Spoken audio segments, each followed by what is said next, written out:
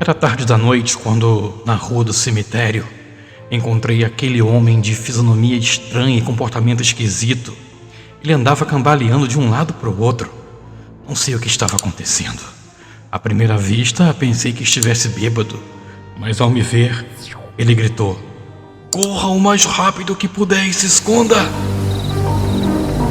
Esse é o conto do lobisomem na noite. A autoria do conto é do canal Na Trilha do Terror. Você também tem um conto, tem um relato, uma história que quer compartilhar conosco? Na descrição do vídeo tem como você pode estar entrando em contato conosco e compartilhar também a sua história, o seu relato, seu testemunho.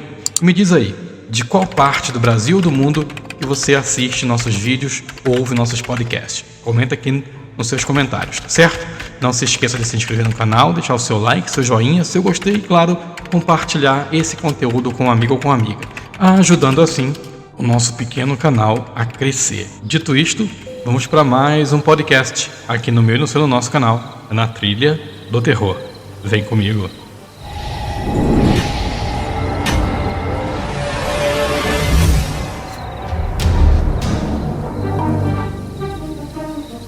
Setembro de 1956.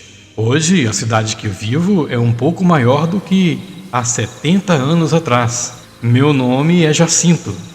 Nasci no dia 8 de janeiro de 1936, numa cidadezinha no interior do sul do Brasil. Nossa cidadezinha sempre foi pacata, tranquila. Nada de extraordinário acontecia por lá. Claro, tirando quando a dona Judite e a dona Antonieta vinham para falar de fofocas sobre a vida alheia. Aí era uma tagarelice só. Era uma tagarelice de dar dó. Elas não paravam de falar. Hoje eu tenho 86 anos e a cidade é muito diferente daquela que vivi na minha juventude. Só que teve uma vez que houve uma quebra no ritmo dessa monotonia. Aquela tranquilidade que nossa cidade tinha acabou se perdendo. Umas famílias oriundas da Europa chegaram para viver em nossa região. Vieram umas 5 mais ou menos. Uma dessas famílias era a Stoyanov, que viera acompanhada de seus empregados. Um deles falava muito bem o português.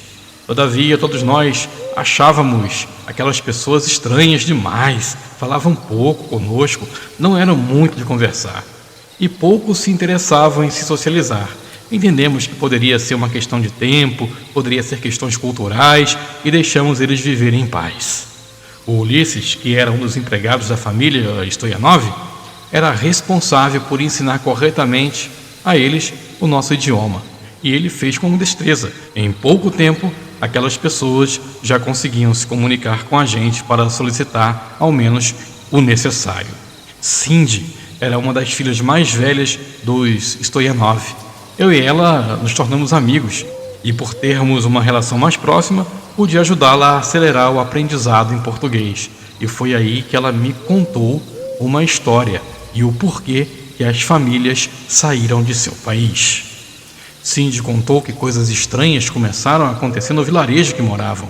De acordo com a moça, uma fera atacava os animais nas noites de lua cheia e quem encontrasse pela frente. Lembro até hoje do medo no olhar da doce moça ao me contar aquelas histórias. Eu disse para ela que em nossa terra ela não precisava temer a tal fera, porque não tinha essas coisas por lá, mas que temesse apenas as 2 fofoqueiras da cidade. No fundo, eu confesso, eu até desejei que a fera aparecesse para poder cortar a língua delas 2, da dona Judite e da dona Antonieta. E por que isso? Porque não demorou muito, o meu nome e a de Cindy já estava ecoando em nossa Pequenópolis. Porém, aquele meu desejo de que a fera aparecesse e cortasse a língua das 2, por mais que eu estivesse brincando, não demorou muito para se realizar. Numa noite de quinta-feira, luar cheio, por volta das 00:40, Adauri, um de meus amigos de infância, bateu desesperado na minha porta. Ele clamava: me deixa entrar, por favor, me deixa entrar. Abri a porta.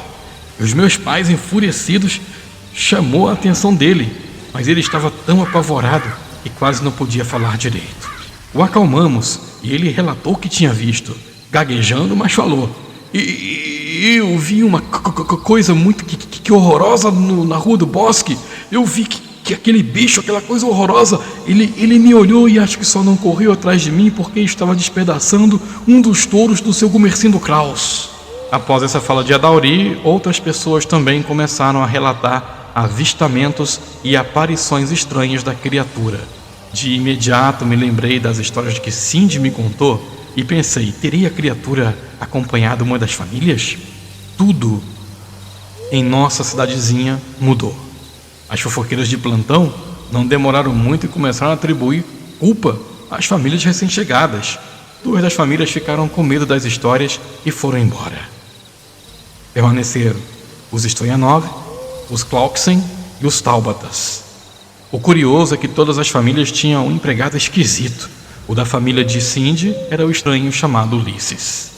O fato é que poucas pessoas se arriscavam à noite pela cidade.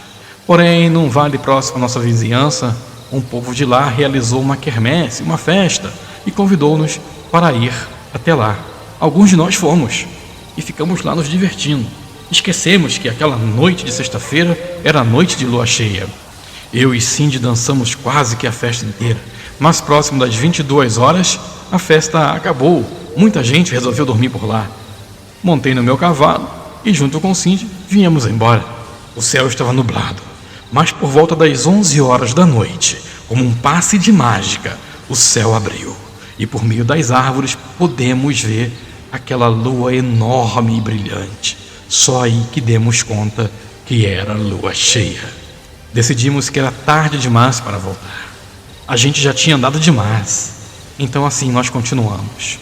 Era por volta das 11h20 da noite. A gente estava passando pelo bosque. Sabe aquele bosque que Adauri viu a criatura? Pois é. Passamos com o cavalo ali numa meia velocidade, uma velocidade razoável. E já era tarde da noite, ou seja, umas 11h50, quando na rua do cemitério encontramos aquele homem de fisionomia estranha, comportamento esquisito, andando cambaleando de um lado para o outro. Não sei bem o que estava acontecendo. À primeira vista até pensei que ele estivesse bêbado, mas ao nos ver ele gritou: "Corram! O mais rápido que puderes, escondam!" Cindy olhou para o homem e o conheceu em meio àquela escuridão e exclamou: "Ulisses, o que você está fazendo aqui? Saia daqui, menina! O que você está fazendo na rua até essa hora?" exclamou ele. "Se escondam, saiam daqui!" Mal Ulisses fechou a boca e nós ouvimos um uivo muito grande vindo de dentro do cemitério. Antes, porém, pude observar que Ulisses estava com um objeto escondido por dentro da roupa. Mas após ouvir os uivos e rosnadas que passamos a ouvir, olhamos para a rua e o homem tinha sumido.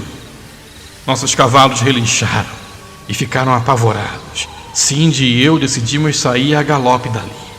Nos preocupamos com Ulisses, claro, mas só Deus sabe aonde é que ele tinha se enfiado. Tivemos que passar na porta do cemitério a galope, mas não sem olhar para dentro da necrópolis. E ao olhar para lá, vimos aquela silhueta de criatura enorme contornada pelo clarão da lua.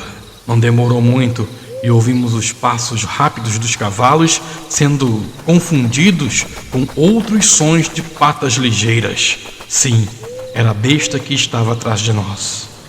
Entre nossa cidade e a rua do acesso ao cemitério tinha uma velha ponte de madeira que era sustentada por cordas. Essa ponte é que nos ajudava a atravessar de um lado para o outro, pois ali tinha um rio que não era muito profundo, mas podia afogar quem não soubesse nadar. Do outro lado da ponte avistamos seu Gumercindo e o meu amigo Adauri. Estavam gritando: "Andem, passem logo, atravessem logo!" Cindy e eu em disparada passamos pela ponte. Assim que passamos, Adauri e seu Gumercindo cortaram com um machado as cordas que sustentavam a ponte. A fera ficou bramando do outro lado. No entanto, era um pouco mais de 5 metros a distância de um lado para o outro.